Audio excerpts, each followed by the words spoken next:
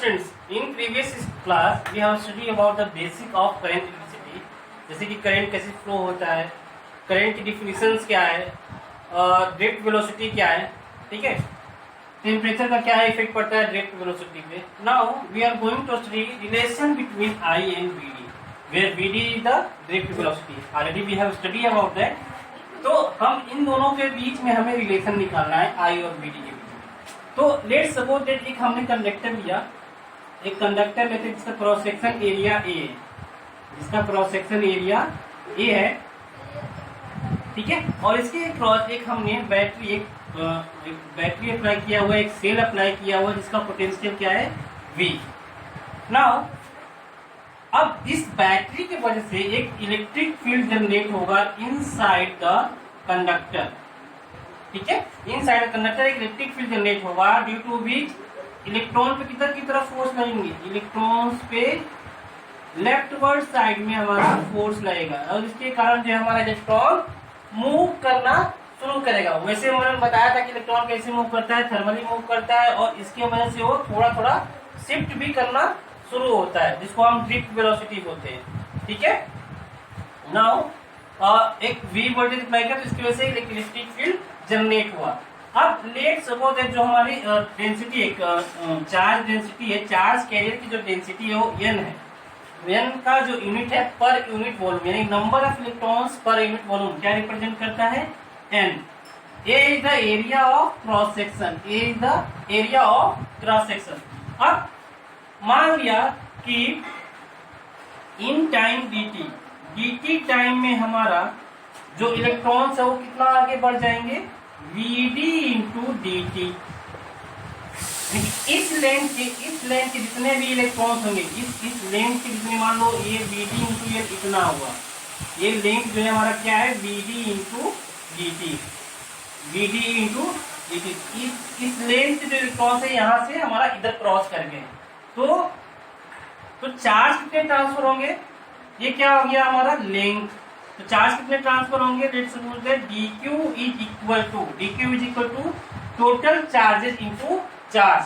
तो total charge कितना हुआ, charge density into volume Vd dt into area. ये क्या हो गया वॉल्यूम, ये हो गया charge density into electronic charge, ठीक है. ये हमारा dq चार्ज आ गया कि dt टाइम में हमारा dq चार्ज हमारा किसी भी क्रॉस सेक्शन को हमारा क्रॉस कर रहा है, ठीक है. अच्छा, इलेक्ट्रॉन्स हमारा इधर से मूव करते हैं opposite to the direction of electric field, ठीक है, और फिर इसको पार करते हुए फिर से इंटर कर जाते हैं. तो dq क्या आ गया n Vd dt a into e. अब हमारा I क्या होता है, I is equal to dq by dt.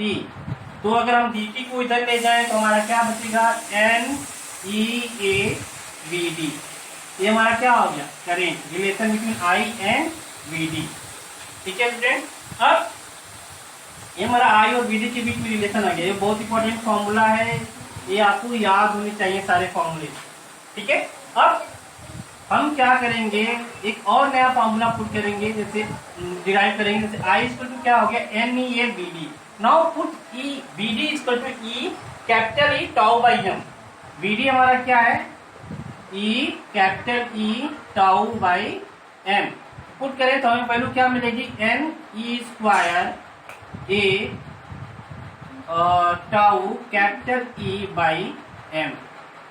अगर n e a Vd क्या होगा E capital E tau by m put कर दिया जाए तो हमारा I क्या हो जाएगा n e square a tau E upon m, ठीक है. अब Vd ओके, ठीक है. अब ये क्या हो गया हमारा relation between I and E. I और E के बीच में हमारा क्या रिलेशन है. अब E को हम पुट करते हैं क्योंकि potential is equal to E into L, ठीक है, where L is the length of the conductor. तो E की वैल्यू को हम क्या पुट कर सकते हैं V by L is equal to V by L. तो I हमारा क्या हो जाएगा, I is equal to n e square tau a by m l into v, ठीक है स्टूडेंट. तो ये क्या होता है हमारा this is equal to B by I is equal to N E square tau A upon M into N, that is equal to, ये हमारा क्या आ जाएगा, रेजिस्टेंस ऑफ द कंडक्टर। इसके बारे में हम और पढ़ेंगे जब हम ओम्स लॉ पढ़ेंगे तो, ठीक है। तो B by I equal to N square tau A by M L is equal to R. R को हम क्या बोलते हैं, resistance of the conductor. R को क्या बोलते हैं हम, रेजिस्टेंस ऑफ द कंडक्टर, ठीक है। ये हम मिटा दे रहा हूं।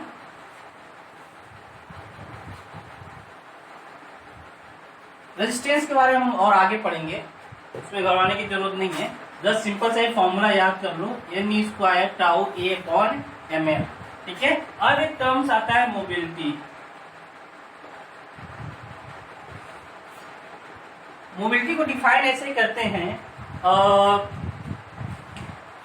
Drift velocity per unit electric field, इसको हम म्यू से रिप्रेजेंट करते हैं, and it is equal to mu is equal to V D upon E, drift velocity divided by electric field.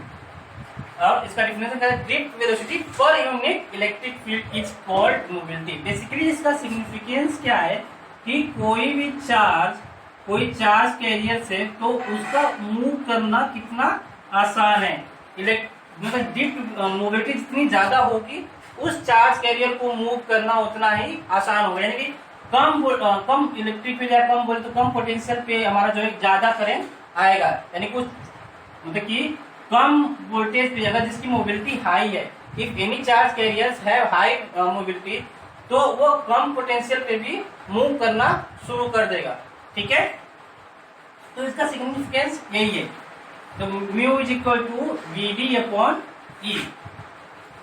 हम नाउ ओम्स लॉ के बारे में आते हैं।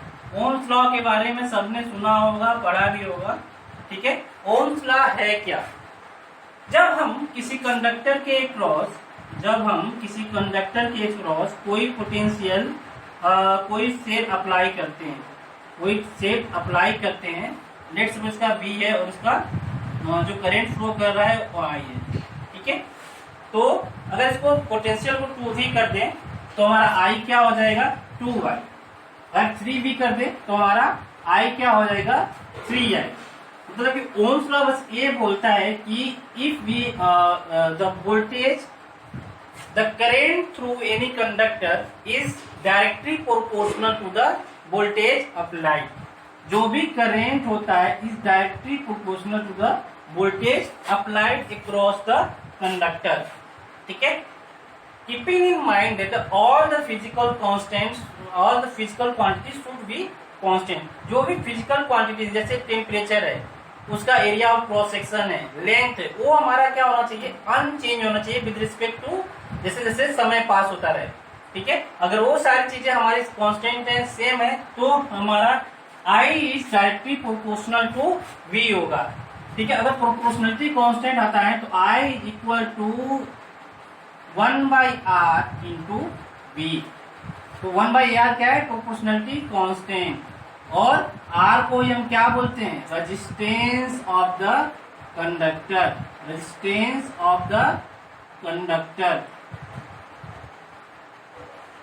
ठीक है।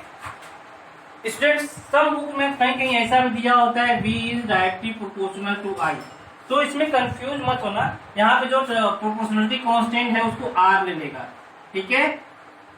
तो कहीं कंफ्यूज मत होना, दोनों नियर अबाउट सही है, कोई प्रॉब्लम नहीं है दोनों में, ठीक है। बस ये ध्यान रखना, मुझे ये ज्यादा सही लगता है, क्यों, because V is the independent quantity and I is the dependent quantity, यानी कि I हमारा V पे डिपेंड करेगा, ठीक है, V पे डिपेंड करता है, इसलिए हम ऐसा लिख सकते हैं कि I is proportional to V, not V is proportional to I, ठीक है। लेकिन दोनों बुक में दिया रहता है तो कंफ्यूज मत होना इन दोनों से, दोनों ठीक है, दोनों चलता है। नाउ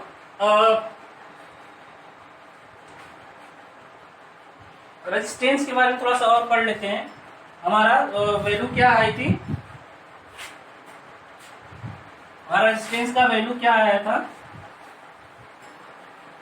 तो स्टूडेंट समझ गए ना रेजिस्टेंस कहां से आता है? Resistance is the property of the conductor, it is the property of the conductor. ठीक है, तो रेजिस्टेंस का जो फॉर्मूला आया था वो क्या आया था? रेजिस्टेंस का जो फॉर्मूला आया था वो आया था एक मिनट फ्रेंड्स, मैं देख के बताता हूँ आपको। जो रेजिस्टेंस का फॉर्मूला आया था वो आया था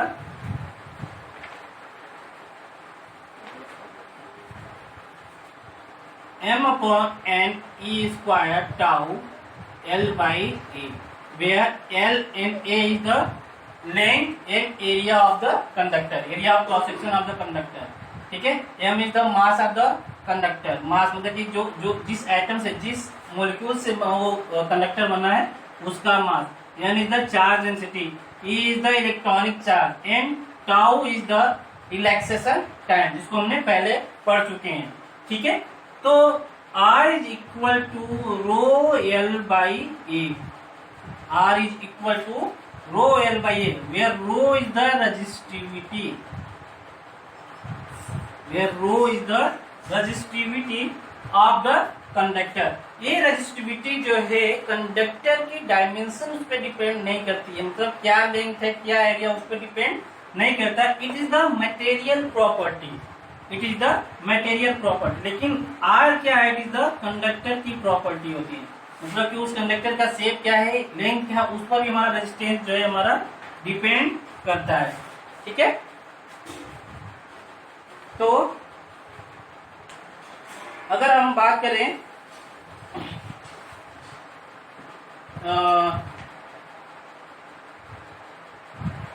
अगर हम बात करें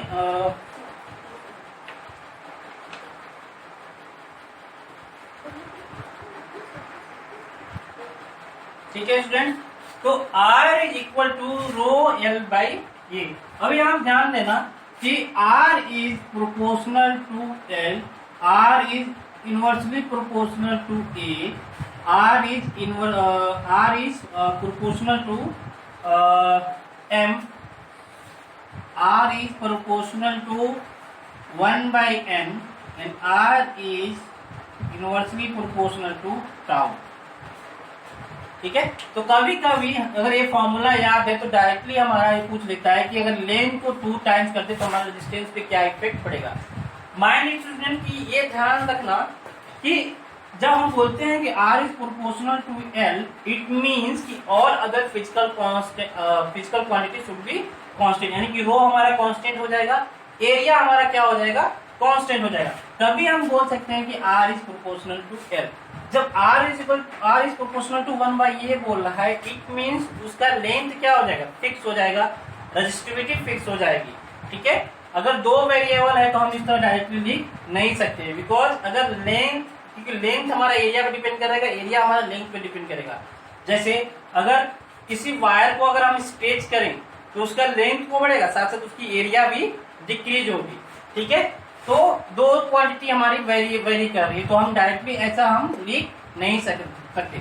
ये तभी हम लिख सकते हैं जब हमारा अगर लेंथ की बात करें तो हमारा एरिया और रो सारे चीज कांस्टेंट होनी चाहिए। अगर एरिया की बात करें तो लेंथ और रो हमारा चेंज नहीं होना चाहिए। ठीक है स्टूडेंट्स, अब इसमें सिंपल सा क्वेश्चन आते हैं कि अगर लेंथ को 2 टाइम्स कर दिया जाए तो हमारा रेजिस्टेंस में क्या चेंज आएगा, रेजिस्टेंस कितना टाइम्स हो जाएगा। अगर हाफ कर दिया जाए, अगर एरिया में हमारा रेडियस को हमारा 2 टाइम्स कर दिया जाए, लेंथ हमारा सेम रहे तो हमारा रेजिस्टेंस में क्या फर्क पड़ेगा। ये सब सारे क्वेश्चंस जो है हमारे यहाँ पे हो जाएंगे। ये ध्यान रखना कि बस एक क्वांटिटी वेरिएबल होना चाहिए, 2 क्वांटिटी नहीं। अब देखते हैं कि 2 क्वांटिटी जब वेरिएबल होती है तो कैसे हम रेजिस्टेंस निकालते हैं। लेट्स सपोज दैट एक टॉपिक है resistance of A stretched wire, stretch और कंप्रेस्ड वायर।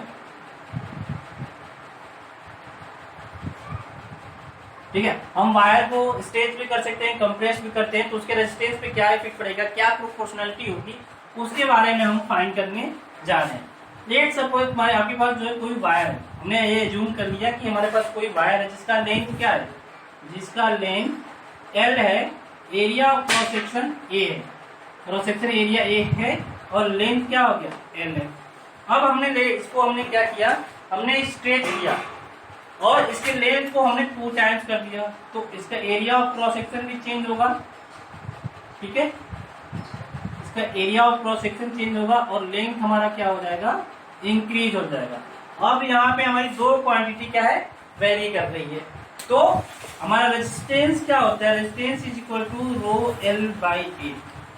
ठीक, अगर लेंथ के टर्म्स में बात करें, अगर लेंथ के बारे में दिया हुआ है कि लेंथ 2 टाइम्स हो गया, लेंथ 3 टाइम्स हो गया, तो हमारा रेजिस्टेंस में क्या चेंज होगा, तो हम ए को क्या करेंगे, ए को रिप्लेस कर देंगे और लेंथ के टर्म्स में लिख देंगे। जैसे अगर हमने इसको स्ट्रेच किया तो इसकी डेंसिटी तो चेंज हुई नहीं, डेंसिटी हमारी क्या रहेगी, सेम रहेगा। मास हमारा क्या रहेगा, सेम रहेगा। तो वॉल्यूम भी हमारा क्या रहेगा, सेम हो जाएगा। जैसे मास क्या होता है, रो इंटू, ये डेंसिटी वाला रो है, डेंसिटी, ये ध्यान रखना, डेंसिटी इंटू वॉल्यूम। अगर मास हमारा चेंज नहीं हो रहा इसकी स्ट्रेचिंग वजह से, रो हमारा चेंज नहीं हो रहा, तो वो वी भी क्या हो जाएगा, हमारा चेंज नहीं होगा। ठीक है, तो अभी हमने इसका मान लिया area A and length L, blue वाले का मान लिया लेंथ इज, इसका L1 मान लो, A1 मान लो, और इस न्यू वाले का L2 मान लो और एरिया क्या मान लो, A2। ठीक है, रेजिस्टेंस R2 मान लो। ठीक, इसका ब्लैक वाले का रेजिस्टेंस R1। तो R1 अपॉन R2 को हम क्या लिख सकते हैं, रो L1 upon A1 upon rho L2 upon A2 लिख सकते हैं। ठीक है, रो हमारा सेम रहेगा, वो मटेरियल की प्रॉपर्टी होती है, मटेरियल हमने चेंज किया नहीं है। ठीक है, तो हमारा ये आ जाएगा L1 upon L2 into A2 upon A1। तो ऐसे क्वेश्चंस में हमारा या तो ये बोलेगा कि लेंथ में इतने टाइम्स चेंज हो रहा है, या हमें ये बोलेगा कि एरिया हमारा इतने टाइम्स चेंज हो रहा है, तो हमारा रेजिस्टेंस पे क्या फर्क पड़ेगा। तो हमें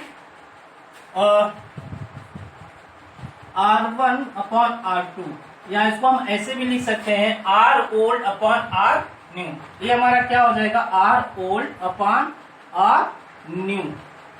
ठीक है, तो ये क्या हो जाएगा, L1 upon L2 into A2 upon A1। ठीक, अब हमारा अगर वॉल्यूम कांस्टेंट है, यानी कि A1 into L1 should be equal to A2 into L2। A1 upon A1 into L1 is equal to A2 into L2। तो हम A2 अपॉन A1 को क्या लिख सकते हैं, A2 अपॉन A1 को लिख सकते हैं L1 अपॉन L2। इसमें रिप्लेस कर दो, पुट कर दो, तो हमारा क्या आ जाएगा, R old versus R new is equal to L1 upon L2 का स्क्वायर। तो अब इस तरह के क्वेश्चन में अगर स्ट्रेच कर रहा है तो हम डायरेक्टली बोल सकते हैं कि R ओल्ड और R न्यू में क्या रिलेशन होगा, स्क्वायर का रिलेशन होगा। ठीक है, यानी कि अगर L2 को 2 टाइम्स ऑफ L1 कर दे, R new 4 times of R old हो जाएगा। Let suppose that L2 is equal to 2 times L1। ठीक है, तो L2 को पुट करो तो R न्यू क्या आ जाएगा, R new is equal to 4 times R old. ठीक है, यानी कि अगर हम वायर को 2 टाइम्स स्ट्रेच कर दें, लेंथ को 2 टाइम्स कर दे, तो हमारा रेजिस्टेंस में क्या फर्क आएगा, 4 टाइम्स हो जाएगा। अगर हमने 8 टाइम्स चेंज कर दिया तो रेजिस्टेंस में क्या फर्क आएगा, चेंज आएगा, 64 टाइम्स R हो जाएगा।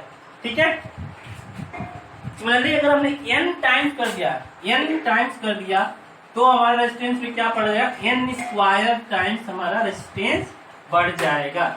लेंथ, अगर लेंथ हमारा बढ़ रहा है तो रेजिस्टेंस भी हमारा n स्क्वायर टाइम्स में हमारा बढ़ रहा है। अगर 1/n टाइम्स में हमारा रेजिस्टेंस लेंथ हमारा अगर डिक्रीज हुआ तो हमारा रेजिस्टेंस क्या हो जाएगा, 1/n स्क्वायर टाइम्स डिक्रीज होगा। सिमिलरली हम एरिया का भी रिलेशन निकाल सकते हैं कि एरिया में क्या रिलेशन है, R old upon R new is equal to A upon R new, A new upon A old. Inversely proportional होता है ना एरिया, तो इसलिए अपन क्या है, R ओल्ड के सामने A न्यू आएगा और R न्यू के सामने A ओल्ड आएगा। यहाँ भी स्क्वायर का रिलेशन है बट इनवर्सली है, ये ध्यान रखना।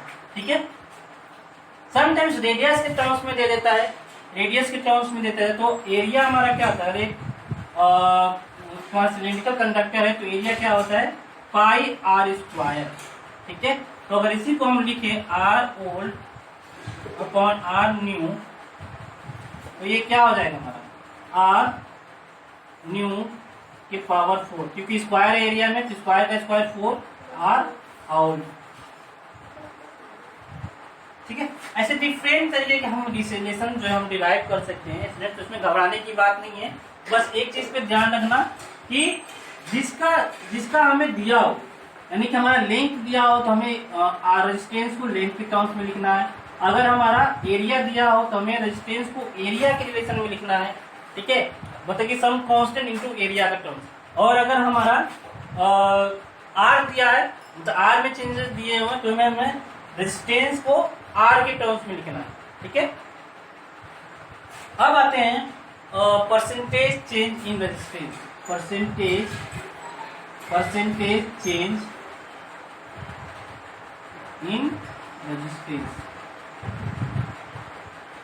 Percentage change in resistance. जैसे कभी कभी आता है कि लेंथ में हमारा 2% चेंज कर दिया तो एरिया में क्या चेंज आएगा। अगर रेडियस में हमारा 3% का चेंज कर दिया तो हमारा रेजिस्टेंस में क्या चेंज आएगा।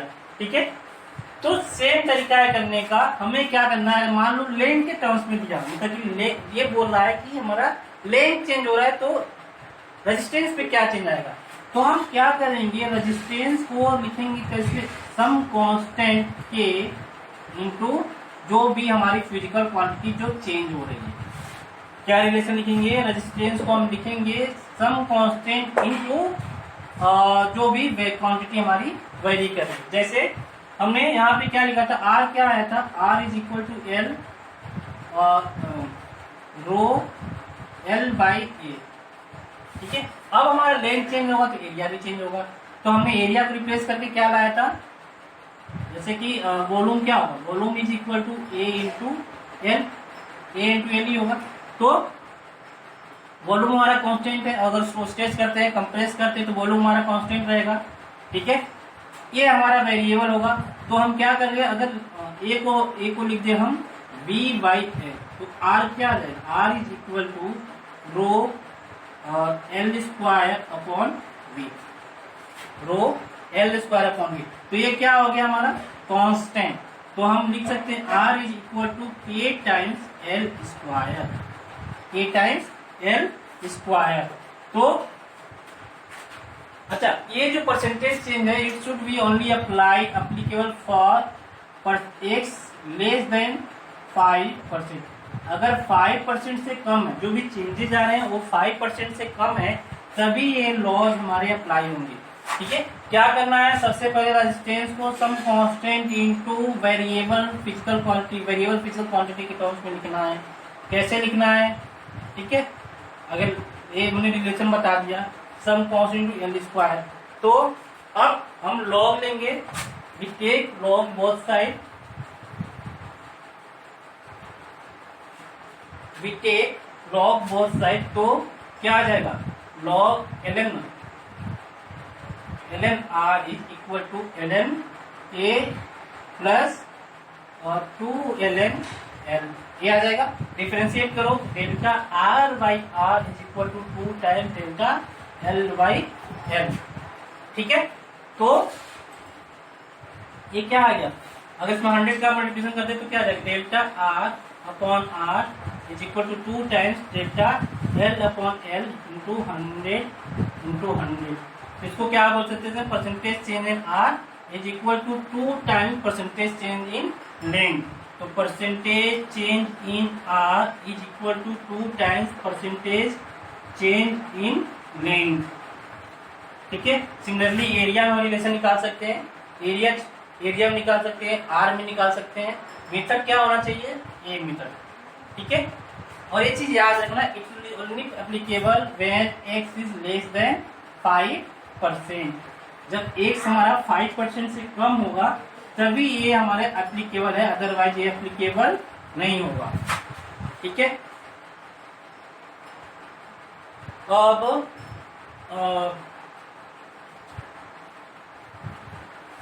अगर हम कुछ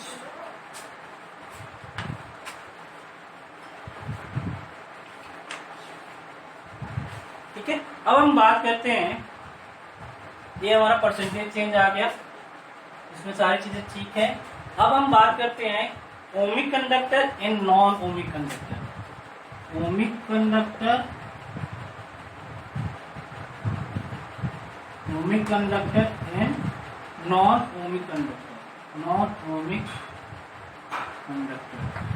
तो इसका सिंपल सा डिफिनेशन ये है, ओमिक कंडक्टर वो होते हैं जो ओम्स लॉ को फॉलो करते हैं, और non ohmic conductors are that conductor which does not follow Ohm's, does not follow Ohm's law.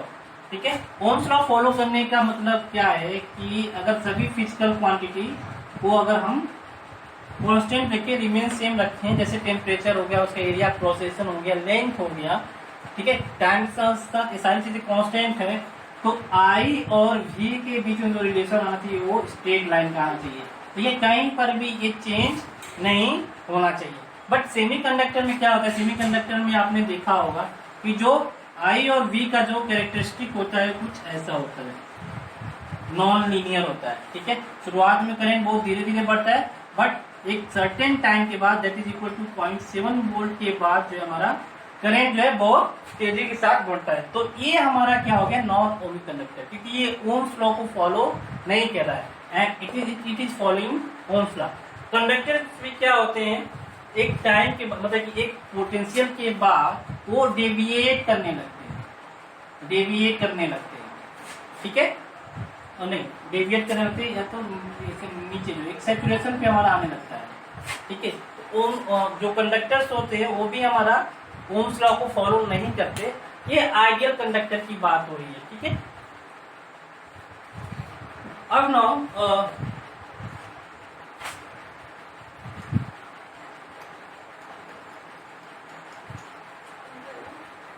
अब पढ़ते हैं हमारा relation between current density, relation between current density and relation between current density और electric field. Current density J and electric field E के बीच में हम relation पढ़ रहे हैं। ठीक है, सेम है, कुछ ज्यादा प्रॉब्लम नहीं है। जैसे आई इक्वल टू क्या था, वी, रेजिस्टेंस की फॉर्मूला क्या था, रेजिस्टेंस का फॉर्मूला था हमारा N square N E square tau A by M N. ये था हमारा आई इक्वल टू, ये हमारा रेजिस्टेंस हो गया था 1/r। ठीक है, I equal to N square tau A upon M L आया था। ठीक है, ये क्या है हमारा 1/r, ये क्वांटिटी क्या है हमारी 1/r। ठीक है, d/r। ठीक है, ओके। नाउ और हमने क्या किया, v को क्या पुट कर दें, v को हम पुट कर दें v equal to e into L. यहाँ पे e आएगा क्या, हमारा रिलेशन क्या है, रिलेशन क्या है हमारा, ठीक है, v/l था यहाँ पे, v/l। ठीक, अच्छा, या l को इसी में रखो, कोई प्रॉब्लम नहीं है। तो ये हमारा पूरा क्या था 1/r था। अब अगर l को इधर रखूं तो i is equal to N square tau, A को हम यहाँ ले गए, l को इसके पास ले गए, तो ये आ गए m इंटू v/l, और ये क्या है i/a। तो यहाँ से क्या आ गया, i/a is current density. Current density is equal to, ये क्या हो गया हमारा सिग्मा कंडक्टिविटी, इलेक्ट्रिकल कंडक्टिविटी, और ये क्या हो गया v/l is equal to e। ठीक है, तो j equal to sigma times e, या इसको अगर वेक्टर फॉर्म में लिखे, क्योंकि j इज आल्सो ए